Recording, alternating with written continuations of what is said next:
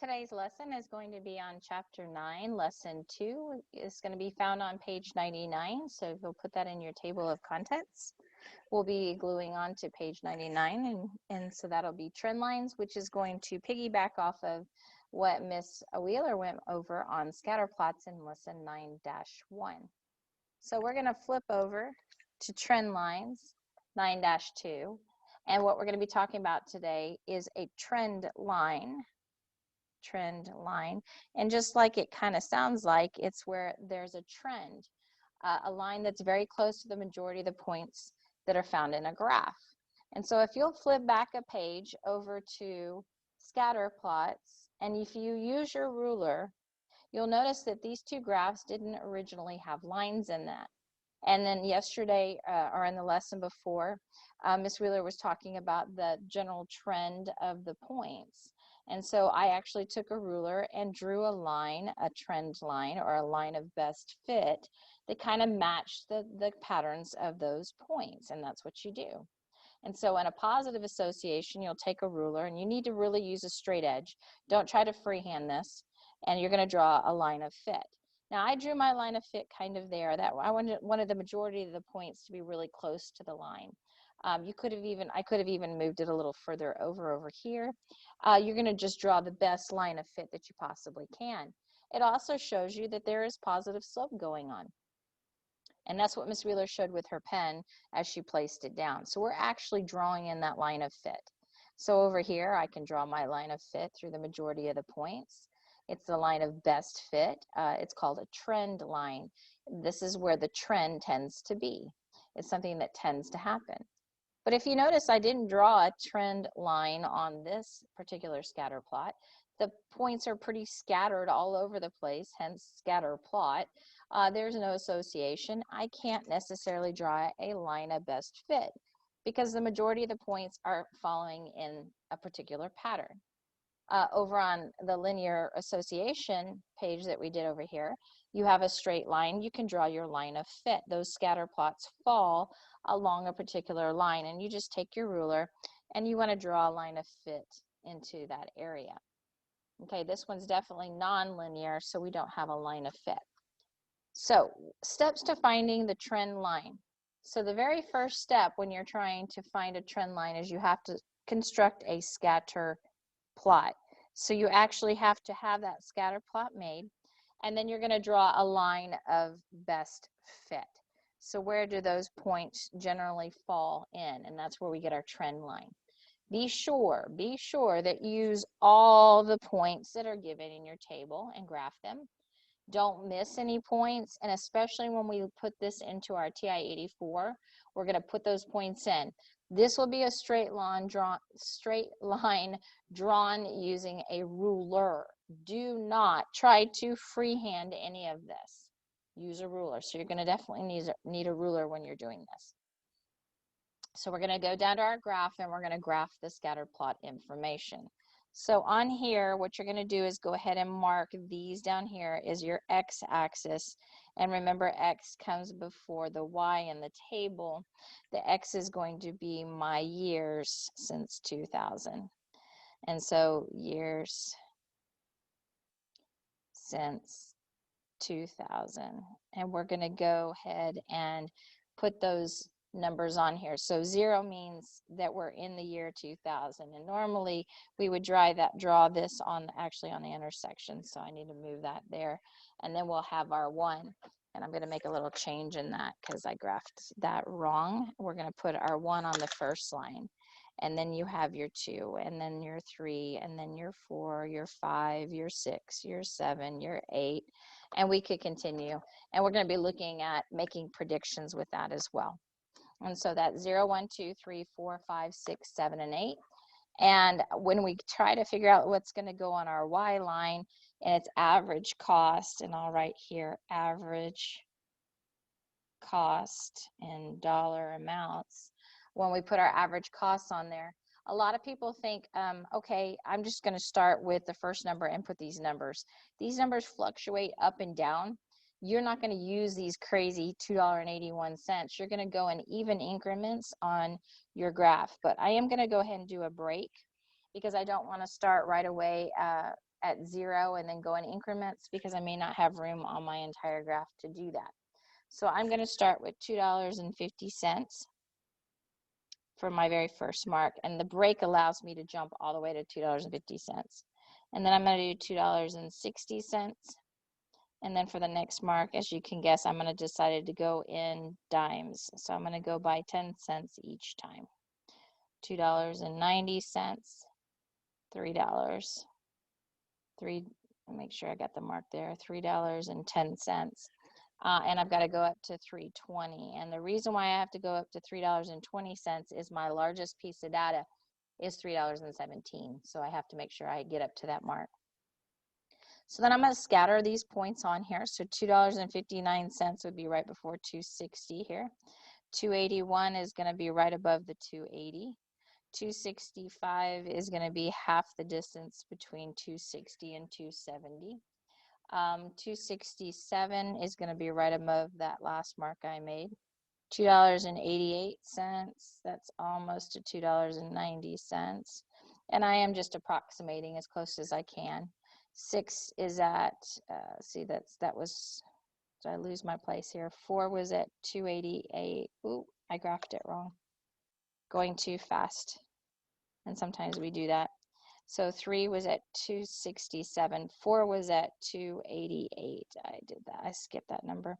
5 was at 270. So that one needs to come down just a little bit. And so sometimes we make mistakes. That happens. 5 was at 270.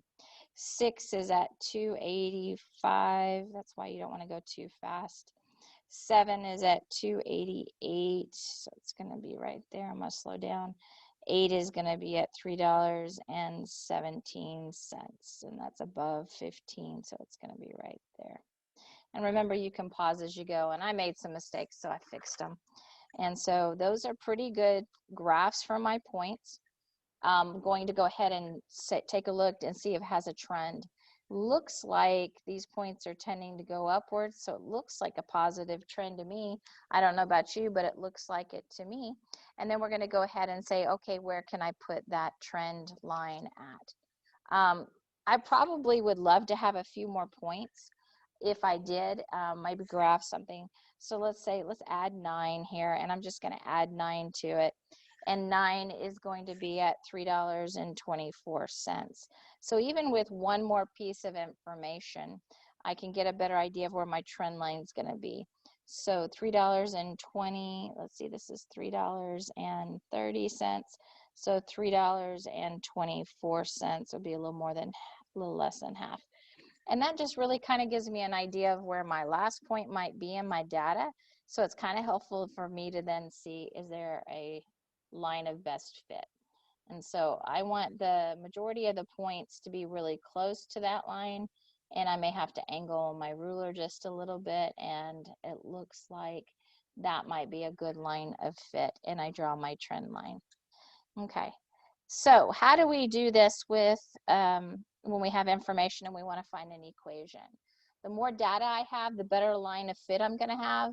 And with that line of fit, I can do some predictions. Even if it's not completely graphed, can I predict? So can I predict for like 10? So if I say, okay, for year 10 after, so 2010, could I predict? And if I draw my line of fit, I would say, okay, there's my line of fit. It's probably going to fall somewhere in the $3.20 range. If I want to say that's the line of best fit. And so we can make some predictions. And a predict means it's not going to be totally 100% accurate. So we can predict at year 2010, the cost would be about, what do we say, $3.20. And we can make that prediction. So you're going to take your data. If you want to, you can actually put it into your TI-84. You can linreg all of the points that are exactly given to you. Do your linreg, and you can get the equation of a trend line for the data. And so in this situation, if I put all the information into my TI-84, so grab your TI-84, I grab my T84 and I'm going to put my points into my linreg. So I'm going to hit my stat, edit, and I'm going to put my points. I've got some old points in here. Remember to clear them. You go on to the L1, L2, hit clear and enter, and you can clear the whole row. So I have to be sure I'm going to put in all my points. I'm going to put in 0 for my X's. I'm going to go ahead and put all my X's in first. 1, 2, 3, 4, 5, 6, 7, 8, and I'll go ahead and put 9 in, because the more points you have, the better line of fit you're going to have, the better equation you're going to have. And then I'm going to go over here to my cost values. And so I've got $2.59. I have 281, making sure I put those in right, 265, 267, 288, 270, 285. And notice they take the zeros off because it takes off any unnecessary digits. The calculator's smart, it knows. So I'm making sure I get it right. 265, 267, 288, 270, 285, 288, 317, and the last one would be 324 that I have given. And so I'm going to take all of that data there, and I'm going to go ahead and linreg it. So I'm going to go to stat, calculate, 4 is linreg, and I enter all the way down, and I get my best equation of a line. Now in the situation of this one, remember, if I have a repeater, I want to go ahead and take my Casio and put my information in there. Let me grab my Casio. Okay, so we're going to swap out and put our Casio in here, and we're going to take that repeating decimal. So in the situation of this, it's 0.0598787. So it's the 87 that's repeating. So we're going to put decimal 059, and then we're going to hit alpha, repeat, and then we've got our 87. Very, very important that you put it in correctly. So the fraction for that, oh my gosh, is really, really ugly, ugly, ugly, ugly. So probably in the situation of this one, we're going to put y equals 0.06. I'll go ahead and round it. X, because it's as close as it's going to get.